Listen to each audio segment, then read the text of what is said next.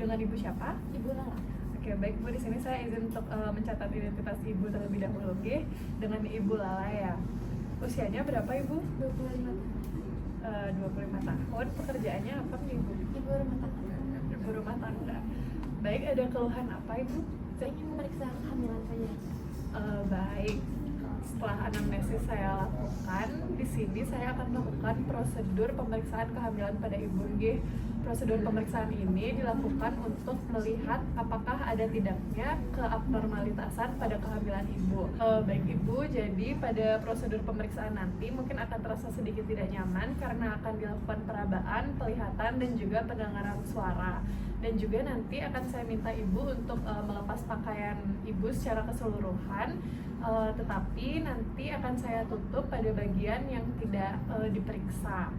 Apakah Ibu bersedia? Bersedia, dokter.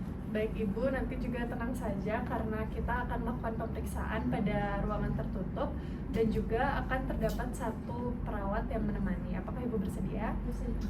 Baik, jika Ibu bersedia, Ibu bisa langsung ke bed pemeriksaan selagi saya mencuci tangan dan juga menyiapkan peralatan.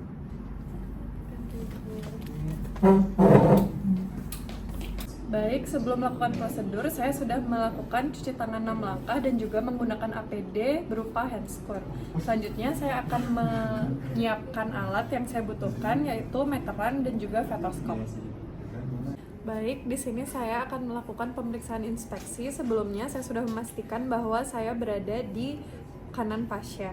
Di sini saya akan menginspeksi tinggi fundus, didapatkan tinggi fundus setelah mencapai sifoid. Selanjutnya, di sini saya juga menginspeksi terdapat hiperpigmentasi pada bagian areola mamae dan juga terdapat strie. Selanjutnya, saya akan melakukan pemeriksaan Leopold. Ibu, sekarang kita akan melakukan pemeriksaan Leopold, namanya ya Bu, terutama dilakukan pada usia kehamilan 36 minggu untuk menentukan posisi dari bayi.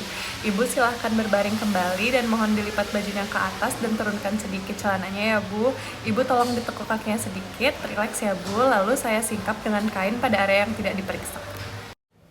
Langkah pertama, saya melakukan pemeriksaan Leopold 1 yang bertujuan menunjukkan bagian tubuh janin yang ditemukan pada fundus uteri. Saya menempatkan diri saya di kanan pasien dengan posisi menghadap ke wajah pasien. Lalu, saya menempatkan kedua telapak tangan saya pada fundus uteri. Baik, pada bagian fundus uteri ditemukan konsistensi lunak, bulat, besar, dan tidak melenting yang menandakan bokong janin. Lalu, saya akan menentukan tinggi fundus uteri untuk menentukan usia kehamilan dengan meteran. Di sini saya meletakkan ujung meteran pada bagian atas rahim hingga ke atas tulang pubis.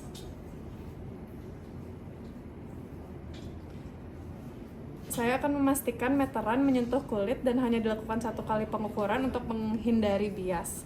Setelah itu, saya catat hasil di rekam medis. Selanjutnya, saya melakukan pemeriksaan Leopold 2 yang bertujuan menentukan bagian tubuh yang berada pada sisi kanan dan kiri uterus. Posisi saya masih sama di kanan pasien dengan posisi menghadap ke wajah pasien. Permisi Ibu, di sini kedua telapak tangan saya turun ke bawah ke sisi kanan dan kiri uterus. Untuk meraba sisi kanan, tangan kiri saya fiksasi dan tangan kanan saya melakukan perabaan.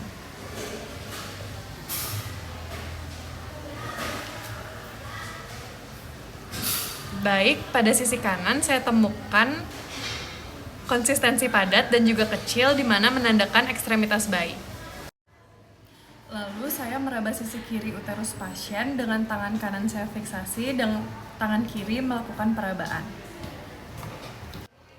Baik, di sini saya menemukan konsistensi panjang, datar, dan keras di mana menunjukkan posisi punggung bayi. Di sini saya akan catat lokasi punggung janin untuk menentukan lokasi auskultasi dalam mengevaluasi detak jantung janin nanti. Langkah selanjutnya, saya melakukan pemeriksaan Leopold 3 yang bertujuan untuk menentukan bagian tubuh janin yang ada di bagian bawah uterus. Posisi saya masih sama di kanan pasien dengan posisi menghadap ke wajah pasien. Baik Bu, permisi, pemeriksaannya akan terasa sedikit tidak nyaman.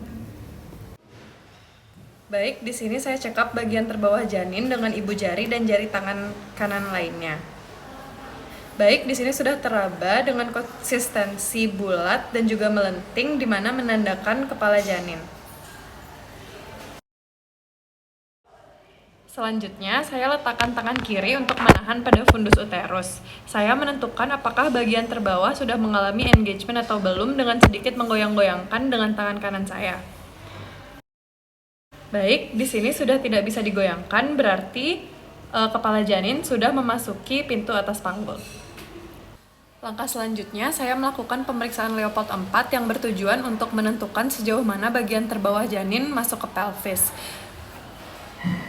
Yang dilakukan hanya jika bagian terbawah janin yang diraba adalah kepala.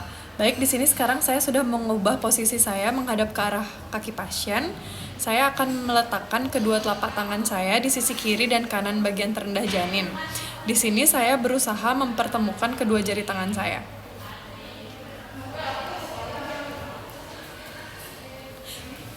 Baik, kedua jari tangan saya tidak bisa bertemu, yang menandakan kepala janin sudah memasuki pintu atas panggul atau diverge. Setelah itu, saya lakukan auskultasi dengan stetoskop untuk mengukur denyut jantung janin sambil meraba nadi ibu. Pertama, saya cari garis tengah dari abdomen dengan patokan umbilikus, lalu mencari titik yang terdekat dengan kepala dan punggung janin. Lalu dari umbilikus saya tarik ke lateral, lalu 2-3 cm di atas simfisis, sehingga mendapatkan area pemeriksaan detak jantung janin. Selanjutnya, saya meletakkan stetoskop dan saya akan mendengarkan dengan menoleh ke arah lateral, bukan ke arah pasien. Saya mendengarkan denyut jantung janin selama 15 detik, yang dimana 5 detik pertama mendengarkan, 5 detik berikutnya tidak mendengarkan, lalu dengarkan lagi saat 5 detik berikutnya, dan seterusnya sampai mendengarkan 15 kali. Lalu hasilnya akan saya kalikan 4. Baik, Ibu, prosedur pemeriksaan telah selesai. Ibu bisa merapikan diri Ibu dan juga kembali ke meja anamnesis selagi saya merapikan alat-alat yang telah digunakan. Terima kasih. Baik, Ibu, pemeriksaan sudah selesai dilakukan. Dari riwayat Ibu, ternyata Ibu hamil 37 minggu lewat 1 hari.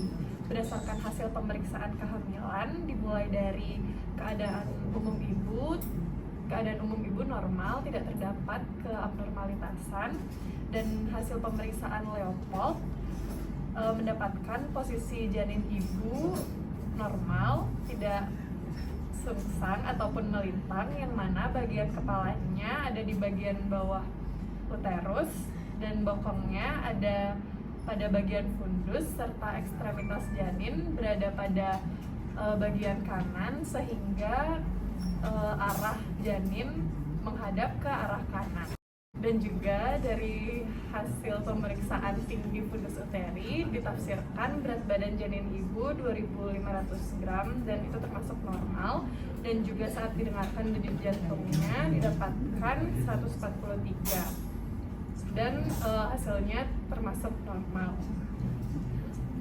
Usia kehamilan Ibu sekarang adalah 37 minggu yang merupakan batas cukup untuk bulan. Biasanya lahir pada 40 minggu. Jadi kalau ada tanda-tanda kehamilan seperti nyeri dari pinggang yang menjalar ke ari-ari, Ibu bisa langsung segera ke rumah sakit.